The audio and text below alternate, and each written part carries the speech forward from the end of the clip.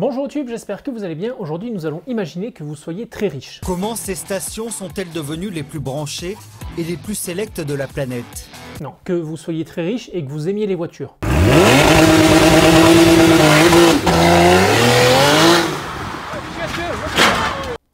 Non, ça va pas. Que vous soyez très riche, que vous aimiez les voitures et que vous sachiez les conduire.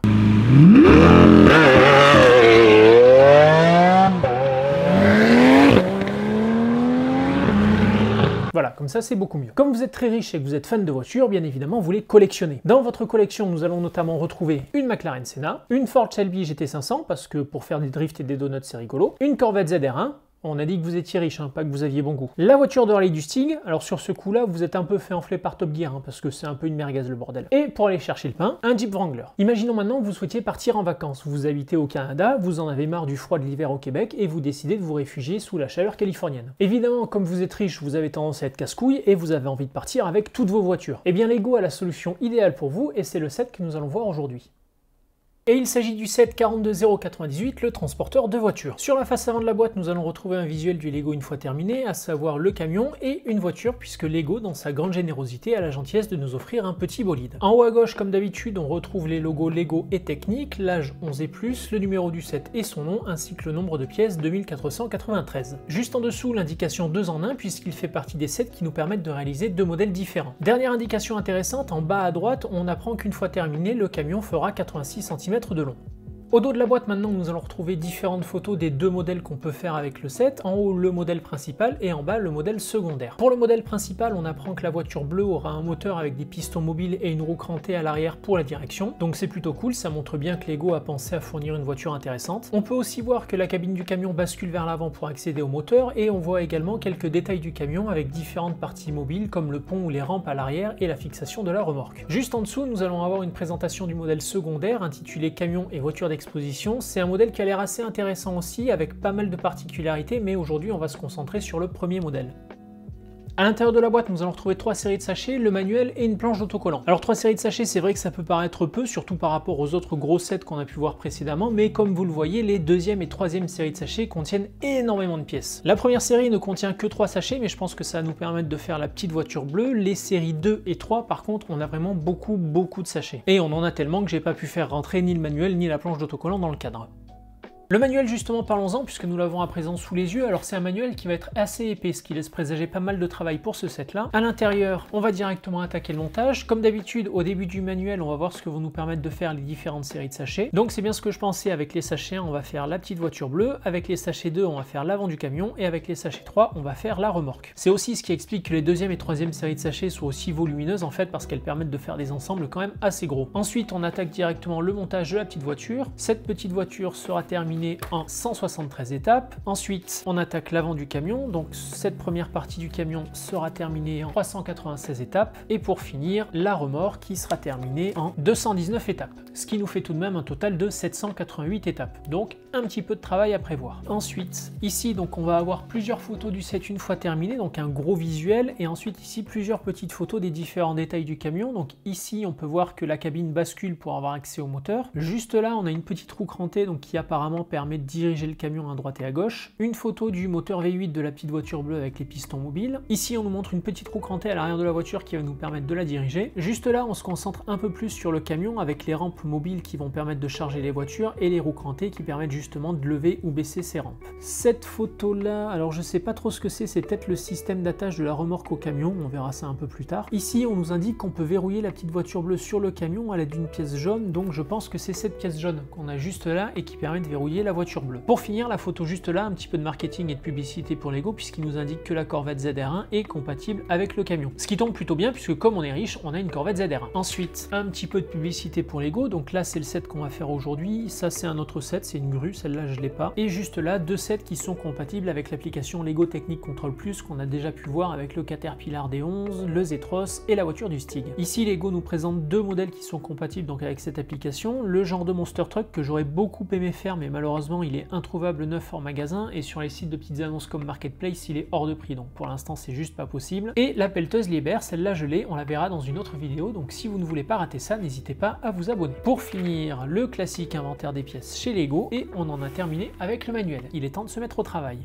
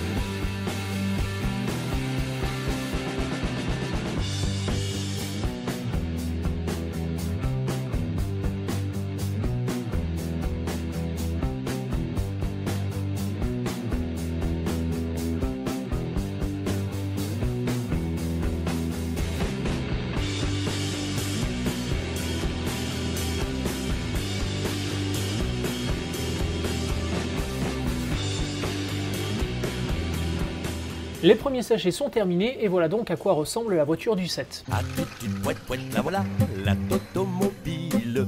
Attitude poète poète, la voilà, qu'est-ce qu'elle fait donc là? C'est plutôt une bonne surprise et en vrai je m'attendais pas à une voiture comme ça. Je pensais que Lego allait mettre une petite voiture vite fait sans grand chose d'intéressant histoire de dire on met une voiture avec le camion, eh ben c'est pas le cas. On retrouve une voiture du style de la McLaren Senna ou de la Corvette ZR1 avec principalement deux choses intéressantes. D'une part, à l'arrière de la voiture on va avoir une roue crantée qui sert à la direction, et d'autre part à l'avant un moteur V8 avec piston mobile.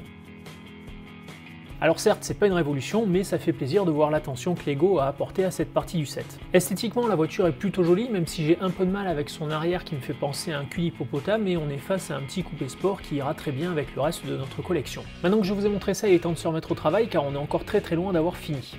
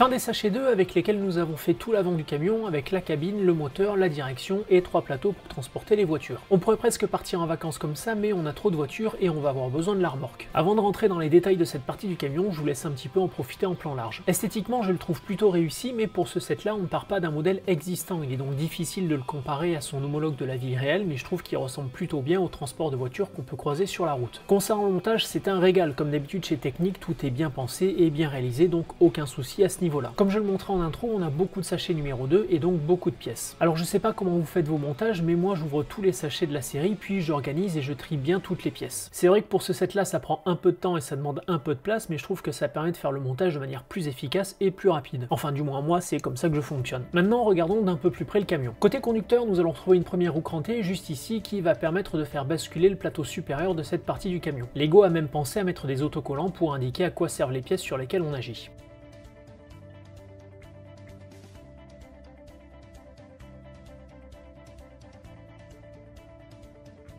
Juste au-dessus, nous allons avoir une deuxième roue crantée et celle-là permet d'agir sur la direction du camion. Et en parlant de direction, nous allons avoir une autre roue crantée au niveau du plateau, cette fois qui permet également de faire tourner les roues.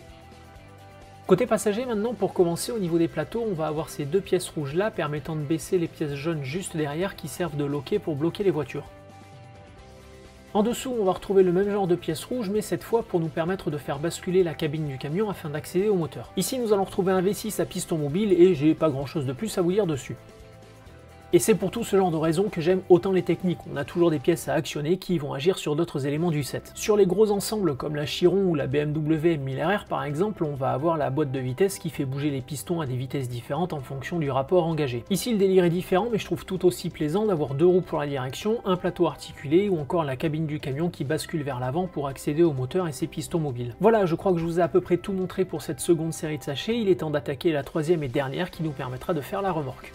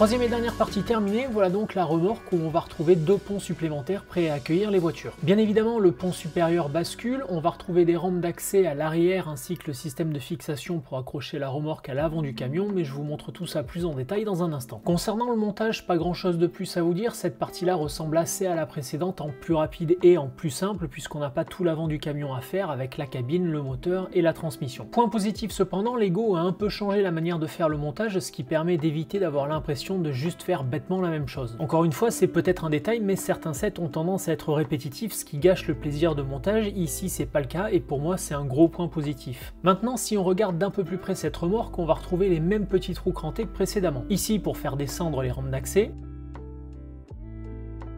juste au-dessus pour basculer le plateau supérieur, et pour finir, juste là, une autre roue qui sert à mettre en place la passerelle entre la remorque et l'avant du camion. Petite chose intéressante à signaler, sur la remorque, on va retrouver les mêmes roues crantées de chaque côté. Lego aurait pu ne mettre les commandes que d'un côté, mais je trouve ça bien qu'il les ait doublées, et comme tout à l'heure, on retrouve des autocollants indiquant à quoi servent chacune des roues crantées. La seule chose qu'on va retrouver uniquement côté passager est cette molette rouge qui permet de faire basculer les pièces jaunes venant bloquer la voiture, comme on l'a vu sur la partie avant du camion. Dernière chose avant de passer au chargement des voitures, le système de fixation de la remorque au camion, qui est simple voire basique, mais suffisamment solide pour que tout tienne bien ensemble. Le camion est à présent terminé, il est temps de passer au chargement avant de partir sous le soleil californien.